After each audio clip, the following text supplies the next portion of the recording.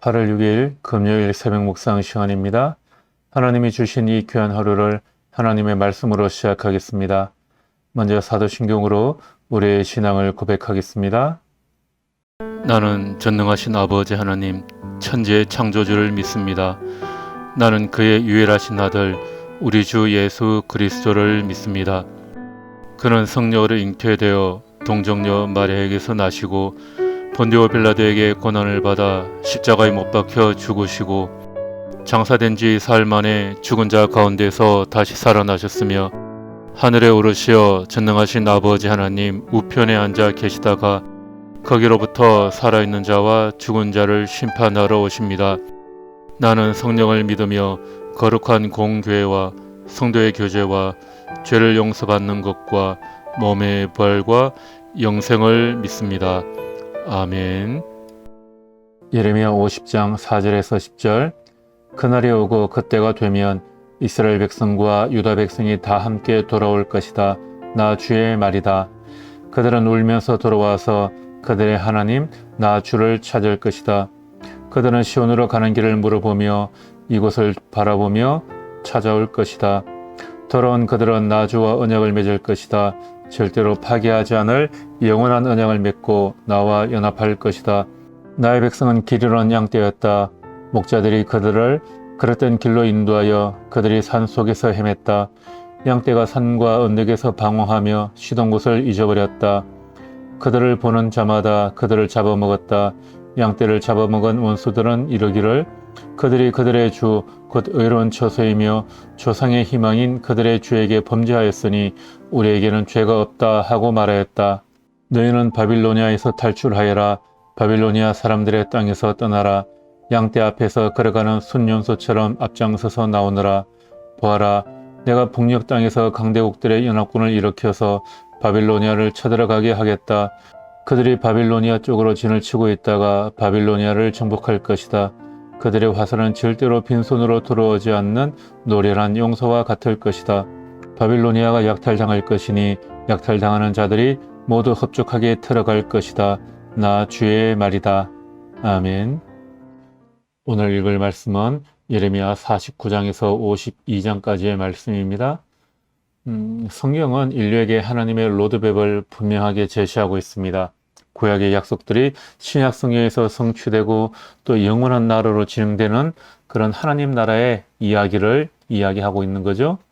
본문 말씀은 하나님의 로드맵에 따라 역사를 이끌어 가시는 그 하나님의 발자취를 우리에게 보여주는 놀라운 이야기입니다. 예레미야 50장, 51장에서는 바빌로니아의 멸망을 예언하고 있습니다. 지금까지 예레미야가 예언한 것은 유다가 바빌로니아에게 멸망당한다라는 것이었죠. 그런데 마지막에 가서는 바빌로니아의 멸망에 대해서 이야기하고 있습니다.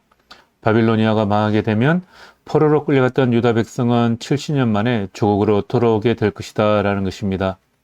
이 예언을 할 당시 바빌로니아는 신흥 강대국으로서 하늘을 찌를 듯한 그런 기세를 떨치고 있을 때였습니다. 주님은 예레미야에게 바빌로니아가 망하고 그들이 섬기던 우상이 박살나고 망신당할 것이다 라는 것을 세상에 알리라고 하십니다. 이어 북방의 한 나라에 의해서 바빌로니아는 초토화되고 바빌로니아 사람들은 다 도망치게 될 것이다 라고 말씀하시죠. 그렇게 바빌로니아를 정복할 나라는 메대라고 이야기를 하고 있습니다. 이 예언의 말씀을 세상뿐만이 아니라 당사자인 바빌로니아 사람들에게도 확실하게 알려주어라 그렇게 말씀하시죠.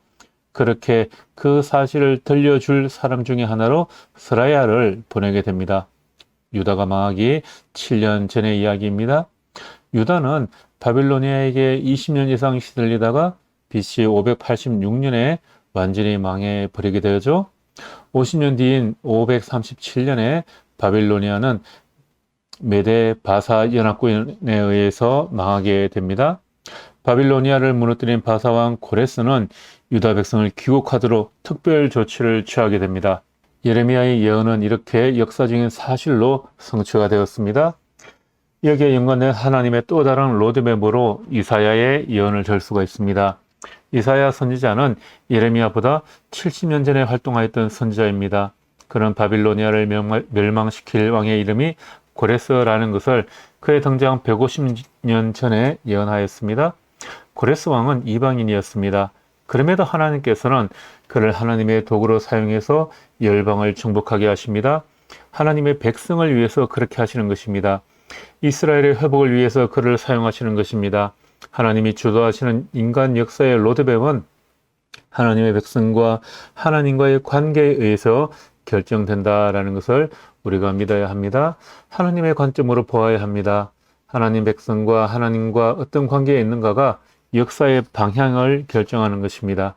온 우주의 왕이요 하늘과 땅을 통치하시는 왕이신 하나님은 불신자뿐만이 아니라 불신의 나라도 얼마든지 사용하셔서 하나님의 일을 이루어 가십니다. 하나님은 하나님의 백성이 겸손과 회개 가운데 하나님을 찾으면 그 땅을 고쳐주실 것이라 약속하십니다. 하나님의 로드맵에서 바빌로니아의 멸망은 이스라엘의 회복과 직결되죠. 이스라엘은 하나님께서 주신 회복의 큰 그림에 적극적으로 반응해야 합니다. 한 달란트를 받은 종처럼 준비하지 않으면 악하고 게으른 자가 되는 것이죠. 하나님께서 주신 회복의 약속에 대해 하나님의 백성들이 미리 준비해야 할 것이 있습니다.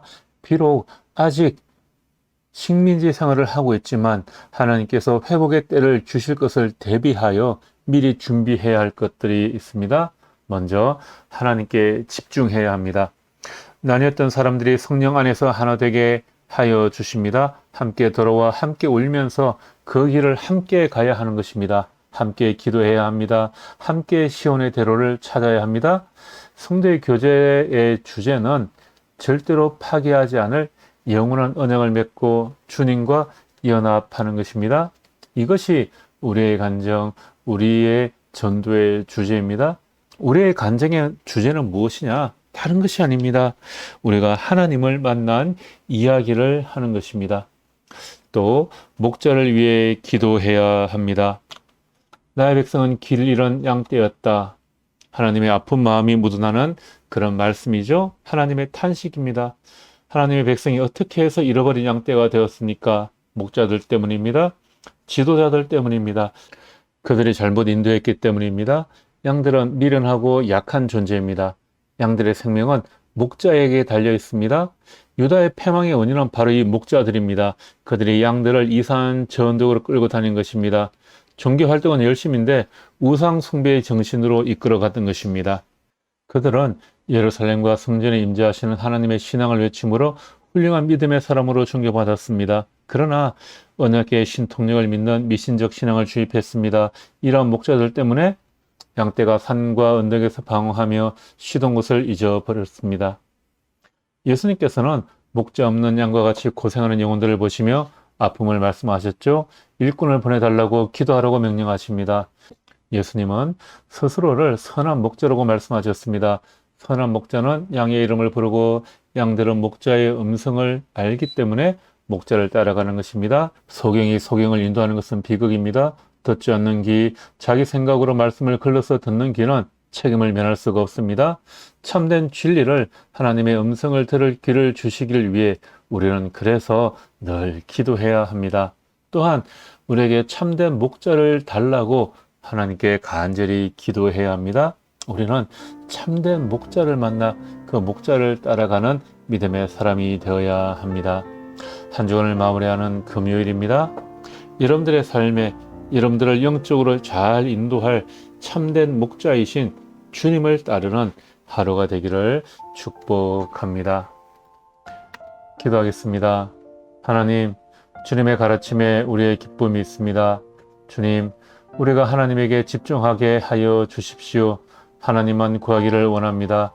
또한 목자를 위해 한마음으로 기도하게 하여 주십시오. 우리에게 참된 목자를 주시고 참된 지도자를 주시기를 기도합니다. 또한 우리가 참된 목자이신 주님을 따르는 오늘 하루 되게 하여 주십시오. 예수님 이름으로 기도합니다. 아멘.